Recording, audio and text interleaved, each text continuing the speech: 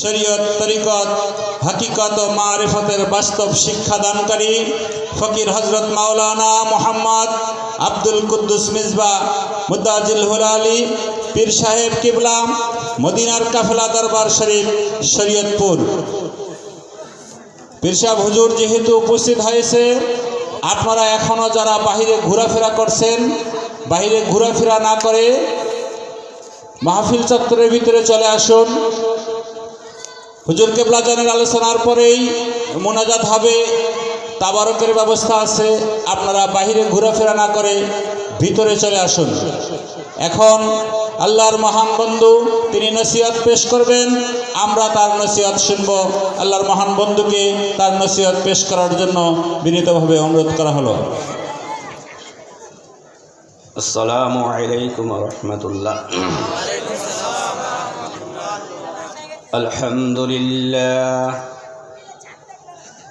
আলহামদুলিল্লাহ নাহমাদুহু ওয়া নাস্তাঈনুহু ওয়া নাস্তাগফিরুহু ওয়া নু'মিনু বিহি ওয়া নাতাওয়াক্কালু আলাইহি ওয়া নাউযু বিল্লাহি মিন শুরুরি আনফুসিনা ওয়া মিন সাইয়্যাতি আমালিনা। من يهد الله فلا مضل له ومن يضلله فلا هادي له ونشهد أن لا إله إلا الله وحده لا شريك له ونشهد أن سيدنا ونبينا وشفيعنا وحبيبنا ومولانا محمدا عبده ورسوله. قال الله تعالى في شان حبيبه: أعوذ بالله من الشيطان الرجيم، بسم الله الرحمن الرحيم. إن الله وملائكته يصلون على النبي يا أيها الذين آمنوا صلوا عليه وسلموا تسليما. اللهم صل على سيدنا مولانا محمد وعلى آل سيدنا مولانا محمد. اللهم صل على سيدنا مولانا وعلى آل سيدنا مولانا. এই মাহফিলের আয়োজকগণ, আমরা উপস্থিত সকলে আসুন মুহাব্বতে দুরুদ পাঠাই দয়াল নবীজির রওজাতে। আল্লাহুম্মা সাল্লি আলা সাইয়্যিদিনা মাওলানা মুহাম্মদ ওয়া আলা আলি সাইয়্যিদিনা মাওলানা। মুহাব্বতে দুরুদ পড়ি এই ক্লানিগঞ্জে থাকিয়া। ওগো আল্লাহ পাক, আমাদের দরুদগুলো দেন সোনার মদিনায় পৌঁছাইয়া। আল্লাহুম্মা সাল্লি আলা সাইয়্যিদিনা মাওলানা মুহাম্মদ ওয়া আলা আলি সাইয়্যিদিনা।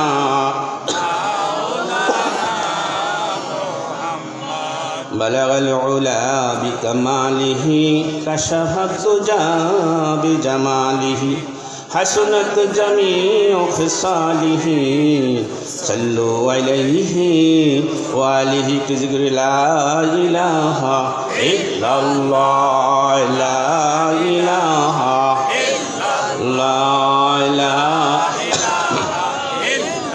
لا إله حسبي ربي جل الله ما في قلبي غير الله حسبي ربي جل الله ما في قلبي غير الله نور محمد صلى الله لا إله إلا الله لا إله إلا الله لا إله إلا الله محمد رسول الله بقدرت حق الله पैदा किया नूर अल्लाह बकुदरत हक अल्लाह पैदा किया नूर अल्लाह पाक नाम पाक अल्लाह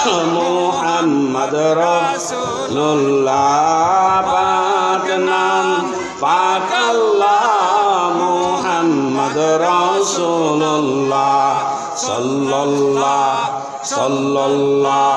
सल्लल्लाहु अलैहि ला इलाहा इल्लल्लाह मुहम्मद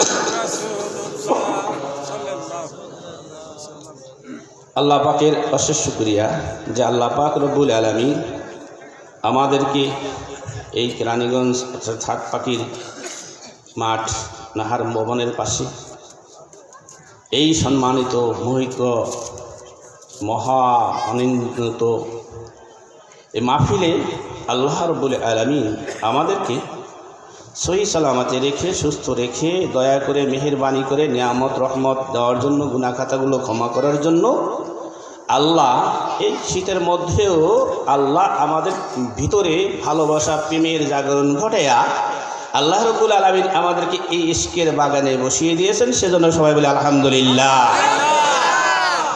আপনারা শুনে থাকবেন অনেকেই বলে এটা জান্নাতের বাগান, আমি বলি ইশকের বাগান। কথাটা একটু ব্যতিক্রম কিনা বলেন? ব্যতিক্রম। আর ইশকের বাগানে যারা আসে তারা কি আশিক? আপনারা কি বেজার হলেন? তাহলে আপনারা কি আশিক? আর আশিক যদি না হতেন তাহলে এখানে তেমন ব্যবস্থাপনাও ভালো না। এই পার্টির মধ্যে বসে আছেন, আলেমদের মুখ থেকে মূল্যবান আলোচনা শুনলেন। ইশক ভালোবাসা আল্লাহ এবং তার রাসূলের প্রতি আছে বলেই আপনারা এখন পর্যন্ত আছেন, আশা করি শেষ পর্যন্ত থাকবেন। কি বলেন, ঠিক কিনা? বাবারা, আমরা যারা আলোচনা করেছি, করছি, করব, আপনারা যারা এসেছেন, আসবেন, সবারই একটা উদ্দেশ্য থাকতে হবে। সেটা হলো আমরা এই আলোচনা করব আল্লাহ এবং তার রাসূলের রাজি খুশির জন্য, শুনবো আল্লাহ এবং আল্লাহ রাসূলের রাজি খুশির জন্য, না জান্নাত পাওয়ার জন্য, না জাহান্নাম থেকে বাঁচার জন্য। জান্নাত এবং জাহান্নাম এই দুইটা আমার সাবজেক্টে আমি ধরি না। এর কারণ হলো জান্নাতের মালিক যিনি, জাহান্নামের মালিক যিনি, সব কিছুর মালিক যিনি, তার সাথে যদি আমার সম্পর্ক ভালো থাকে, সে যদি আমার প্রতি খুশি থাকে, তাহলে বলেন তো আপনার কোনো কিছুর অভাব আছে? নাই। তা আমরা কাকে খুশি করার জন্য এসেছি? আল্লাহ এবং রাসূলকে। আপনি শুধু আল্লাহকে খুশি করবেন, রাসূলের বিষয়টা আছে কিনা বলুন? আপনারা বলুন তো, প্রথমে কি এসেছিল রিসালাত না তাওহীদ? বলেন তো, রিসালাত না তাওহীদ? তাওহীদ বুঝেন? একত্ববাদ। যেমন লা ইলাহা ইল্লাল্লাহু মুহাম্মাদুর রাসূলুল্লাহ, এই কথাটা কি আগে আসছে? না রাসূল নবী আলাইহিস সালামগণ আমাদেরকে আগে ওনাদের প্রতি বিশ্বাস স্থাপন করার পরে ওনারা যেই কথা বলেছেন আমরা সেটা মেনেছি। কি বলেন, ঠিক কিনা? তাহলে রিসালাতের বিষয়টা আগে কিনা বলেন? আমরা কিন্তু এটা বুঝতে না পারি, বলে তাওহীদ নিয়ে ধাক্কা ধাক্কি। আরে মিয়া, তাওহীদ তো পরের কথা, রিসালাতে পরিশুদ্ধ থাকতে হবে, তবে আপনার তাওহীদ মিলবে। রিসালাতের ভেজাল, তাওহীদের মধ্যে ভেজাল। দুরূদ বলেন আল্লাহুম্মা সাল্লি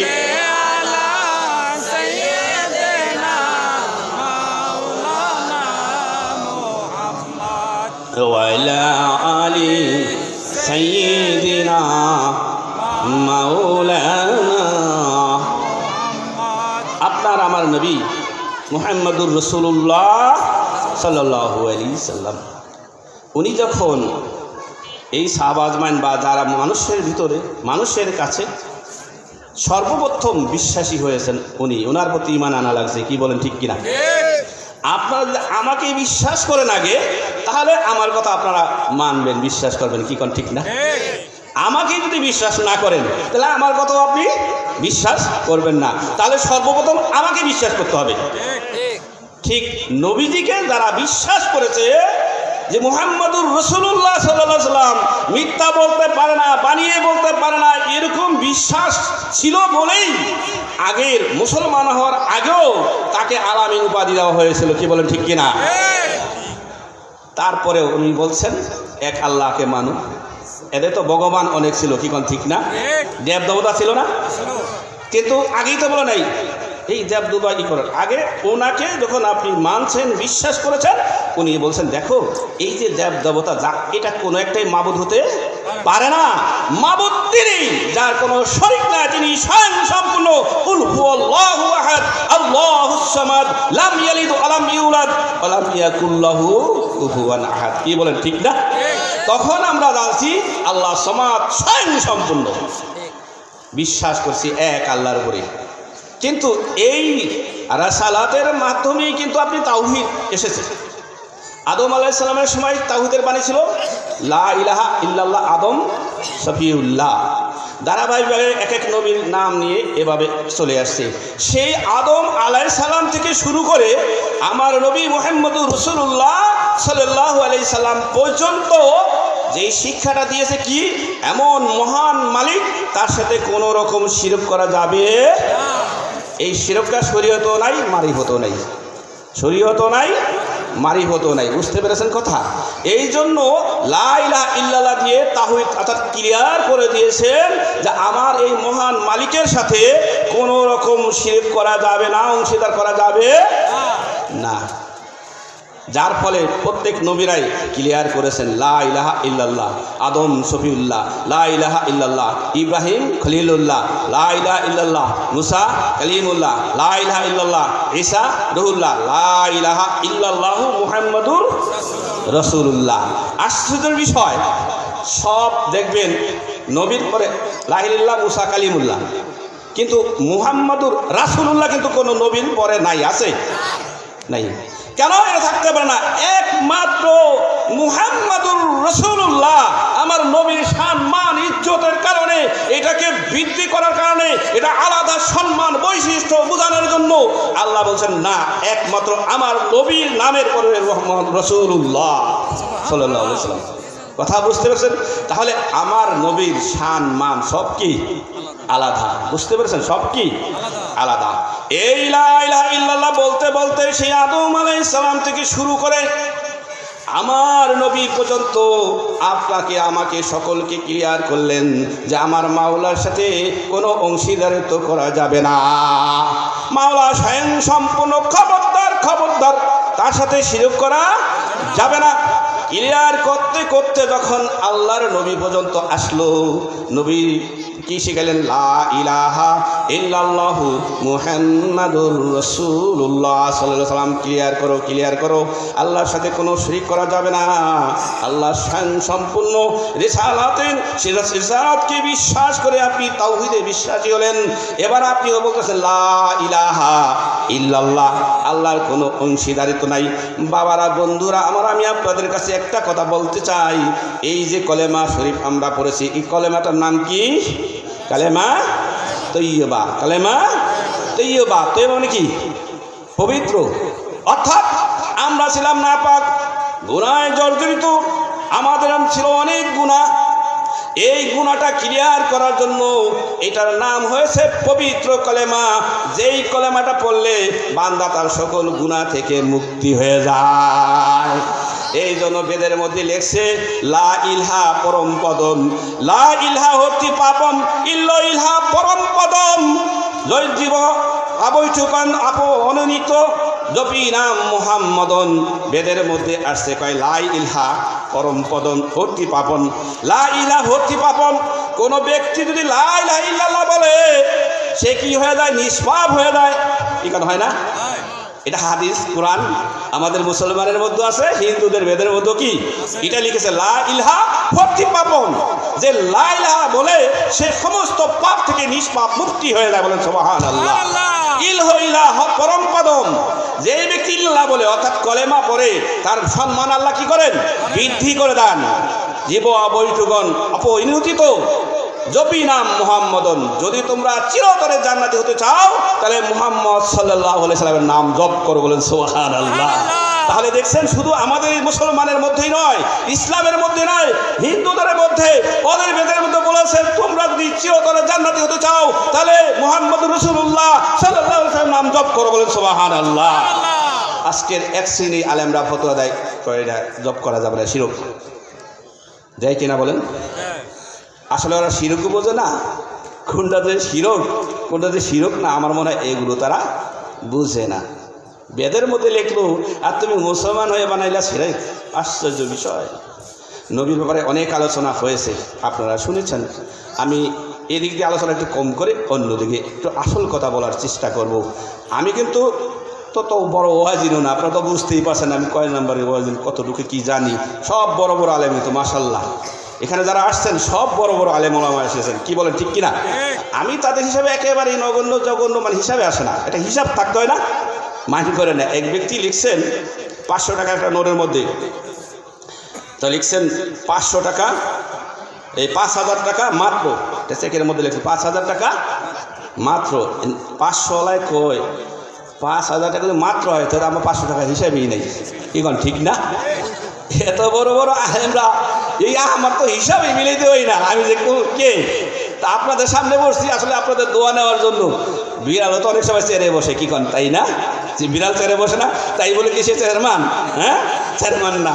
তো মনে করেন আমি একটা নগণ্য ব্যক্তি, জঘন্য ব্যক্তি, পাপিষ্ঠ মানুষ। আপনাদের কাছে আমার রিকোয়েস্ট, দোয়া না করে যাবেন না। আমার দোয়া জানি না, কিন্তু আপনাদের তো কবুল হতে পারে, আপনারা তো ভালো মানুষ, আমি না হয় পাপী মানুষ।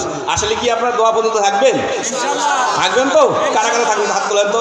আল্লাহুম্মা আমিন। আল্লাহ কবুল করুন, সকলে না আমিন। না মান বাবার আমার, বন্ধুর আমার, আমি একটা পাপী মানুষ, নগণ্য জঘন্য ব্যক্তি। যদিও আমার নাম টাম শোনে না, আসলে এরা কয় আমার নামের সাথে আমি মাওলানা লিখতে নিষেধ করছি, বলে দরকার নাই, লাভ কি, লিখে কি হবে, আমি অমুক তমুক শ্যামুক, কাজে কিছুই নাই, কোনো কাজে আসবে? কেউ আমাকে না চিনুক না জানুক, কিন্তু আমার আল্লাহ রসুলের সাথে সম্পর্ক আছে, আমার সব ঠিক আছে। এখন ঠিক না? এই যে আমাদের আশা, এই আলোচনা শোনা বসা, এটা যদি আল্লাহ এবং রসুলের খুশির জন্য হয় আলহামদুলিল্লাহ সব ঠিক আছে। আর এই যে আলোচনা করা শোনা, এটা যদি আল্লাহ রসুল খুশির জন্য না হয় ভাই, কোনো কাজে আসবে না, অযথা সময় নষ্ট। রাগ করে না, অযথা সময় নষ্ট। তাহলে আপনার শুনতে হবে আল্লাহ রসুলের খুশির জন্য, আমাকে বলতে হবে আল্লাহ রসুলের খুশি। আমরা উভয় আসি একমত, কি বলেন, ঠিক না? আল্লাহ কবুল করুন, সবাই বলেন আমিন। বাবার আমার, বন্ধুর আমার, এখানে কিন্তু